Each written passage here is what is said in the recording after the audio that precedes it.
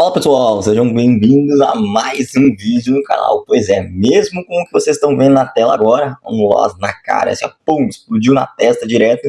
Tô aqui empolgado para falar para vocês, porque justamente para mostrar como vocês deveriam reagir quando tomam um loss, quando acontece uma perda dentro do plano de vocês. Quando vocês fazem um trade que está fora do plano de vocês, aí sim vocês podem ficar super bravos, irritados, querer quebrar a casa todo o computador. Porém, quando vocês estão fazendo algo que vocês repetem todas as semanas, esperam todas as semanas e consistentemente funciona, e eventualmente, obviamente, não funciona também, vocês têm que ficar tranquilos e agir dessa mesma maneira. Então, galera, sejam bem-vindos a mais um vídeo no canal, continuação do vídeo da semana passada. Então, se tu não viu, recomendo. Se tu não é inscrito no canal, vou começar já aqui pedindo, então, recomendando que tu te inscreva para acompanhar, porque os conteúdos aqui são acumulativos. Deixa o like para esse conteúdo também chegar a mais pessoas, para que o YouTube consiga distribuir isso e mostrar que é um conteúdo relevante.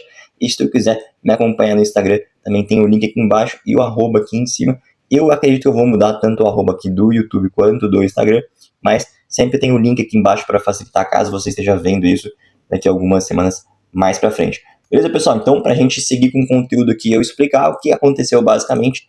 Se vocês se lembram, na semana passada, a gente está agora no USDJPY e não no EuroJPY. Hoje é terça-feira. Eu queria ter gravado ontem a operação, a entrada dela, mas infelizmente eu não estava em casa. Eu estava na rua, fui levar meu pai no hospital, fazer alguns exames. Então, eu fiz a operação de lá. Essa é a liberdade que o mercado Forex e operar swing trade possibilita pra gente. Não me atrapalhou em nada, pelo contrário. Mas, infelizmente, não consegui gravar, então mostrando o racional para vocês aqui da operação, como funcionou. E toda a visão, infelizmente, acabou dando um resultado negativo. E também vou explicar o porquê que eu cheguei no STJPY e não no euro, que era a minha pretensão e foi como a gente encerrou semana passada, ainda quase posicionado para o final de semana. Beleza? Então, só para a gente retomar como ficou o euro, o que aconteceu aqui, basicamente é que todos os pares com o final JPY explodiram para cima, mesmo estando em uma região forte, importante, com várias informações e confluências que a gente tinha aqui, e uma região que a gente poderia esperar que ele fosse fazer a reação de baixa, mas não teve nenhum par com o JPY que teve esse mesmo movimento. O que aconteceu? Semana passada, então, a gente termina basicamente aqui, saindo no 0 a 0, não deixando a gente ficar posicionado para o final de semana, que eu acho que foi uma decisão realmente importante, porque algo que estava na minha mente é que poderiam ter outros pares, outras entradas também interessantes, e que eu poderia me posicionar, que foi justamente o que aconteceu nessa semana, tá? Não só com o euro, mas com outros pares que a gente tinha disponível aqui para poder operar. E no euro, basicamente, ele chegou a fazer as confirmações, onde eu esperava até, inclusive, pegar essa entrada aqui, ó, que era por volta ali das 11 da manhã, estava junto com o STJPY configurando as duas possibilidades, mas eu entendi que um fator principal que a gente não tinha aqui no EuroJPY, que a gente teve lá no USD, é que o gráfico do H4, vejam aqui as estruturas, tá, que ele vinha imprimindo aqui anteriormente, eram de alta já nesse momento. A gente tinha um gráfico altista, deixa eu até puxar aqui para vocês o desenho, para que vocês entendam, ó. Vejam como a gente estava em um movimento de alta. Então, a gente teria apenas dois time frames alinhados, que seria o semanal e o diário de baixa, como vocês puderam ver aqui anteriormente. Justamente nessas estruturas aqui, a gente estava com o semanal e o diário. Porém, no H4 a gente não tinha isso. Então, era um fator, um peso contrário aqui no STJPY, no EuroJPY, e que lá no SD, vou mostrar para vocês já em seguida, estava mais positivo. Tinha uns 3 time frames alinhados. Isso, para mim, conta bastante na hora de poder abrir uma operação.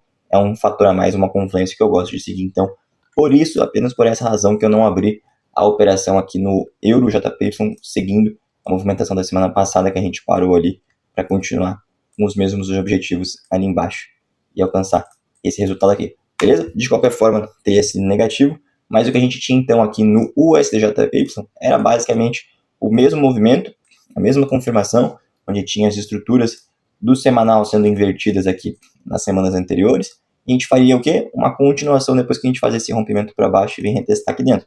Então, para quem está acostumado com as operacionais aqui no canal, sabe que isso aqui é o último ponto de estrutura e o mercado está fazendo aquele movimento das escadinhas. Vem para cá, depois vem para cá, faz assim, faz assim, faz assim, até ele reverter e depois fazer o movimento contrário para cima.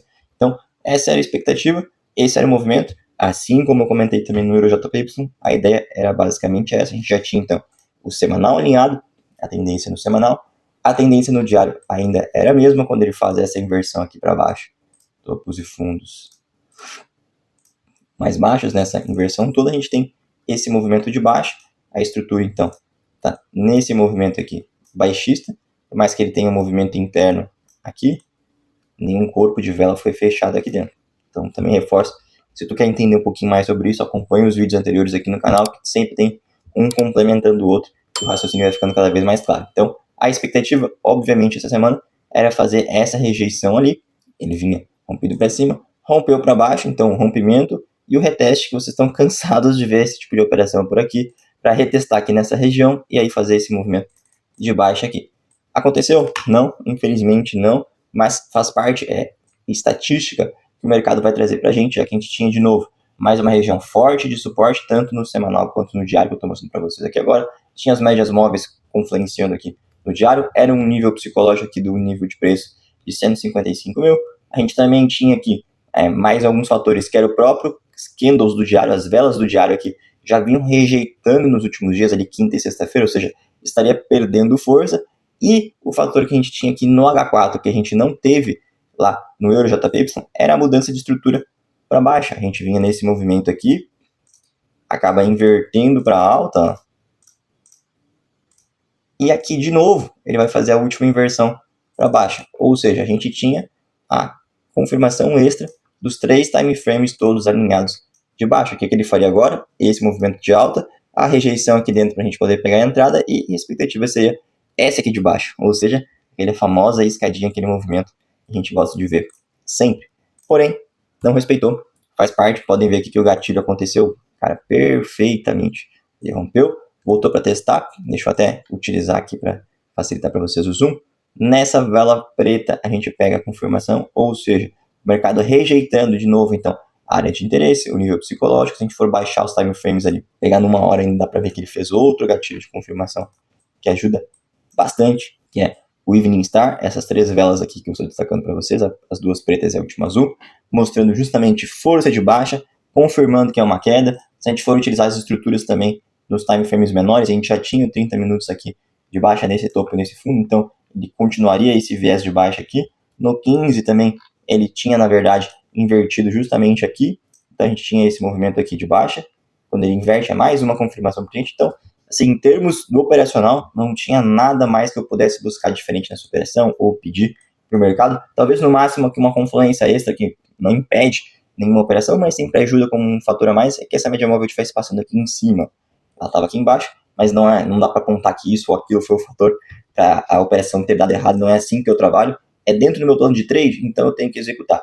Se deu resultado positivo ou negativo, tanto faz. O meu problema e ficar remoendo alguma operação é se eu fizer ela fora do plano de trade. Você também deveria pensar assim, tá? Porque quando tu segue o teu plano de trade, tu sabe que no final das contas, a conta, a matemática toda no final do mês sempre vai fechar. A não ser que tu tenha algum movimento diferente, às vezes tu deixa o teu psicológico ou outros fatores influenciar na tua operação, aí sim tu pode ficar assim, tentando justificar e querendo ou não, buscando melhorar alguma operação por conta disso. Mas se tu seguir o teu plano de trade à risca, que foi o meu caso aqui, que vocês veem todas as semanas, eu só tenho que esperar a semana que vem e fazer o mesmo. Para quem sabe, acompanha aqui, sabe que a gente também está passando o teste juntos. Eu quero mostrar isso para vocês como está lá no site, na plataforma da Funding Pips, a plataforma que a gente está utilizando para poder fazer esse teste, esse challenge, beleza? Então, vamos para lá.